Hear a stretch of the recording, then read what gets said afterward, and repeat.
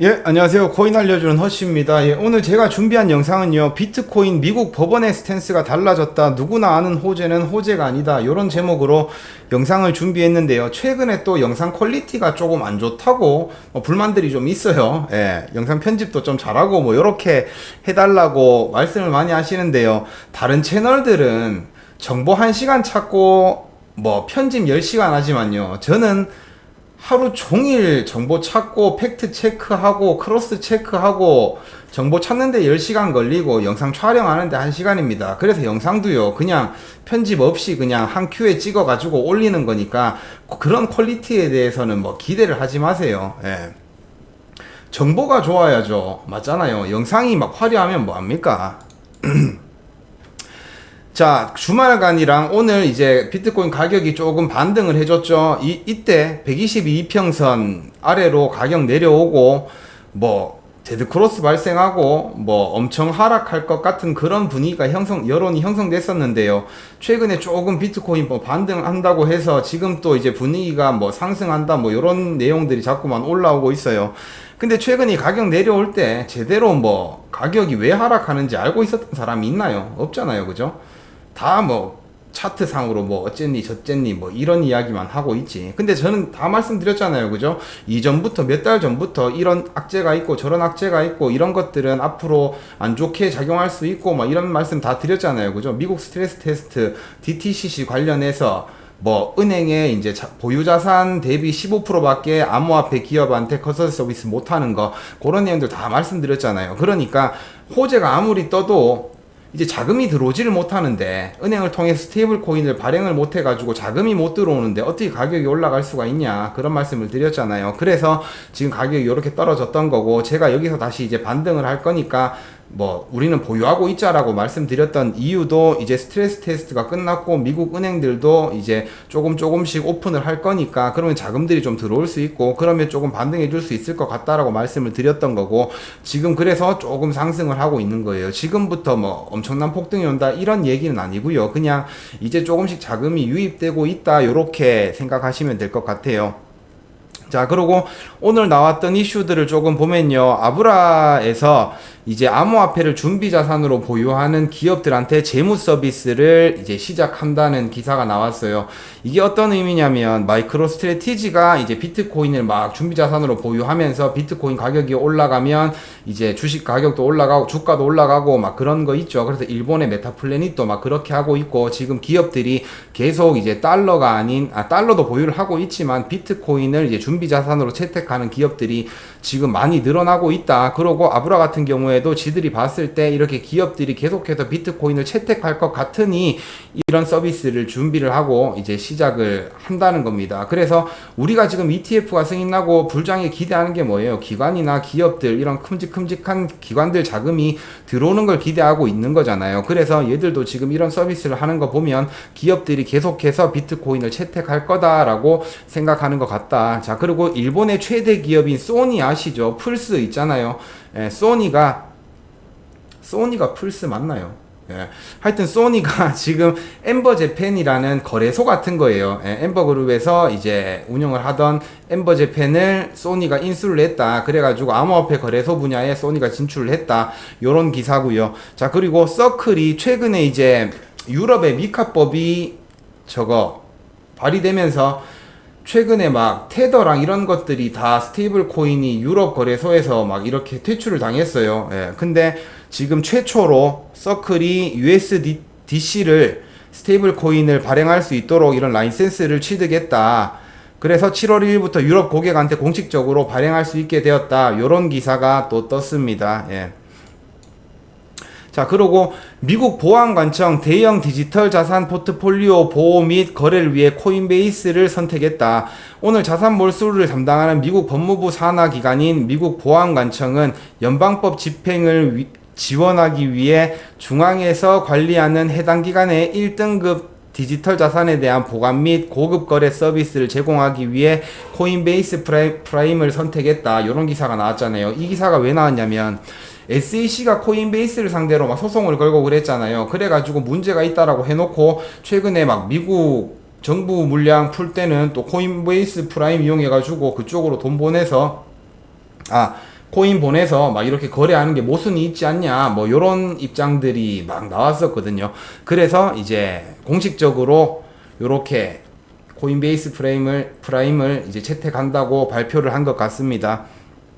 자, 그러고 또 하나 기사 나온 건 미국 행정절차법은 이유가 있어 존재합니다라는 제목으로, 그래서 SEC는 이를 따라야 합니다라는 제목으로 기사가 하나 나왔는데요. 이게 뭐냐면 행정절차법이 뭐냐면 SEC나 이런 규제기관들은요, 투표를 통해 가지고 막 의장을 선출하고 이런 게 아니라 이제 좀 임명제잖아요. 그러다 보니까 얘들이 지들 마음대로 어떤 뭐 규정이나 이런 걸 정해버리면 미국 시민들이 피해를 볼 수가 있다 이거예요. 투표를 통해서 선출되는 게 아니니까. 그래서 이런 뭐 규제 법안이나 이런 것들이 통과가 되더라도 미국 국민들이나 이런 데서 이제 국민단체나 이런 데서 소송을 해서 이거를 없앨 수 있다, 뭐 요런 법안이거든요. 예, 그런 게 있는데 지금 SEC는 지난 2년 동안 미국 증권법에 따른 딜러, 그러니까 SEC가 막 암호화폐 기관들, 기업들한테 막 뭐 증권법을 위반해서 뭐 브로커 역할을 했다고 벌금 때리고 막 이랬잖아요. 그러니까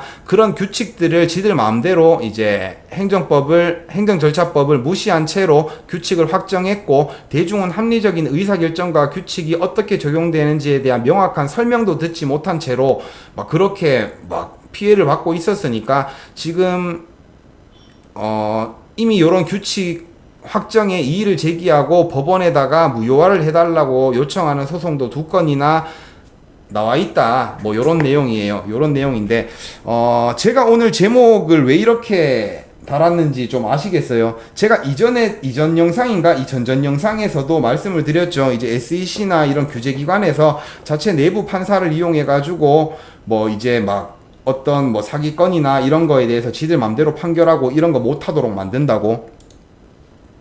그러고 이제 법무부 산하의 기관이 이제 코인베이스를 이제 정식적으로 뭔가 이렇게 채택을 했다, 뭐 그런 기사도 나오고, 지금 또 미국 행정절차법을 SEC가 무시하고 계속 이렇게 하고 있다, 이런 내용들도 나오고, 뭔가 법원이 지금 조금 우호적인 느낌이 들죠. 그 이유에 대해서 이거는 뇌피셜입니다. 예, 그 이유가 저는 뭐라고 생각을 하냐면, 미국에는 로비스트들이 엄청 많거든요. 그러니까 우리나라는 막 어떤 막 기관이나 뭐 법무부나 국회의원이나 이런 데 로비하고 이러면 엄청 난리 나지만 미국은 아니란 말이에요. 투명하게 로비를 많이 해요. 예, 기업들이. 그러니까 지금 제가 봤을 땐 바이든이 최근에 트럼프한테 발렸잖아요, 토론회에서. 예, 그러면서 지지율도 많이 떨어졌고, 그러다 보니까 민주당에서 이제 대선 후보를 바이든이 아닌 다른 사람으로 교체해야 된다, 막 일각에서 이런 내용들도 나오고, 지금 분위기는 그래요. 바이든이 이대로 그냥 선거 나갔다가는 트럼프한테 무조건 진다라는 여론이 많아요. 그러다 보니까 암호화폐 기업이 최근에는 바이든 행정부한테 막 이렇게 로비를 했다면, 최근에 막 상하원 의원들도 막 스탠스가 변했잖아요. 막 암호화폐 친화적으로 막 변하고 그랬잖아요. 그게 다 로비 때문이거든요. 근데 바이든 행정부는 로비를 이렇게 막 했었는데, 얘가 지금 조금 암호화폐 친화적으로 가나 싶더니 막 트럼프 재판에서 유죄 판결 받고 막 이러고 나서부터는 또다시 암호화폐를 엄청 제재를 하잖아요. 예. 그런 상황이라서 지금 뭔가 암호화폐 기업들이 바이든이 아니라 이제는 법원을 상대로 로비를 제법 하고 있는 것 같아요. 예, 법원을 상대로 로비를 이렇게 하면서 좀 암호화폐 친화적으로 법원이 이제 재판이나 막 이런 것들을 해줄 수 있도록 그렇게 지금 로비를 하고 있는 것 같습니다. 예. 그래서 지금 분위기가 조금 계속 좋아지고 있는 게 아닌가, 저는 그렇게 생각을 하거든요. 그리고 또 하나, 미국 SEC가 S1 양식을 지금 조금 이제 뭐라고 해야 되지? 조금 변형된 형태로 제출을 해도 승인을 시켜주겠다, 뭐 이런 식으로 이야기가 나온 것 같아요. 제가 이걸 팩트 체크는 제대로 하지 못했는데요. 코인니스에도 이렇게 떴고, 그 뭐 이 여자가 트위터에도 이야기를 했습니다. 저는 이 여자가 누군지 모르겠어요. 팔로우도 안 돼 있는데 하여튼 좀 영향력은 있나 봐요. 예. 그래서 지금 기존의 S1 등록 양식이 인덱스 투자연금에 적합하지 않다는 점을 SEC가 인정을 했고, 그러면 암호화폐에 관해서도 이 S1 양식 변경을 허용하도록 내용을 뭐 성명서를 뭐 통해 말했다, 뭐 요런 내용이에요. 말이 지금 자꾸만 더듬더듬 거리는데, 저는 영상을 한 큐에 이렇게 찍기 때문에 수정 이런 거 없어요. 그래서 조금 어설퍼도 이해를 좀 해주시기 바랍니다. 그래서 오늘 뭐 제가 말했던 내용이 조금 어려울 수도 있어요. 어려울 수도 있는데 이런 내용을 왜 말씀드리냐면 전체적인 시장 흐름을 좀 봐야 된다라고 말씀을 드렸잖아요. 그래서 이 전전전 영상에서도 제가 뭐 암호화폐 기업의 반격이 시작됐다 막 이런 말씀을 드렸고, 최근 6월 달에는요 진짜 두들겨 맞기만 했어요. 두들겨 맞기만 했는데 최근에는 법원도 그렇고 암호화폐 기업들도 그렇고 지금 뭔가 공격적으로 SEC를 좀 공격하고 있고 막 그렇게 하고 있는 것 같아요. 규제기관을 막 이렇게 소송도 걸고 막 이렇게 공격을 좀 합니다. 그런 걸 봤을 때는 분위기가 조금 좋아질 것 같다라는 게 제 생각이고요. 지금 당장 7월 달에 무작정 올라갑니다, 이런 얘기는 절대로 아니에요. 그냥 언제가 될진 모르지만 지금 막 하락을 엄청 겁내하잖아요. 근데 시장 분위기는 그렇지 않다. 자, 그리고 이거는요 제가 희망 회로를 조금 돌려보려고 해요. 뭐냐면 불안해 하시는 분들이 많으니까 존버하자고 한번 같이 좀 버텨보자고. 왜냐면 최근에 반감기 뭐 이슈 나오고 막 이랬을 때는 사람들이 엄청 기관들이 채택할 거다, 뭐 반감기 이후 언제부터는 상승할 거다 이런 이야기가 많았잖아요. 근데 최근에는 그런 이야기들이 쏙 들어가서 제가 좀 말씀을 드리려고 합니다. 이게 뭐냐면 2013년부터 해서 최근까지 이제 월별로 해서 비트코인 수익률을 나타낸 거예요. 그래서 첫 번째 제가 말씀드릴 거는 이제 7월이잖아요. 근데 뭐 다른 데 이렇게 보니까 미국 사람들 휴가도 몇 달씩 가고 하니까 뭐 7월 달은 별로 좋지 않다 이런 이야기들이 있던데, 이전까지의 상황을 보면요 하나 둘셋넷 다섯 여섯 일곱 여덟 아홉 열 열하나 11년 동안 4번의 하락이 있었고 7번의 상승이 있었어요 7월 달에. 그러니까 7월 달이 절대 비트코인은 장이 나빴던 달이 아니라는 거예요. 자, 그러고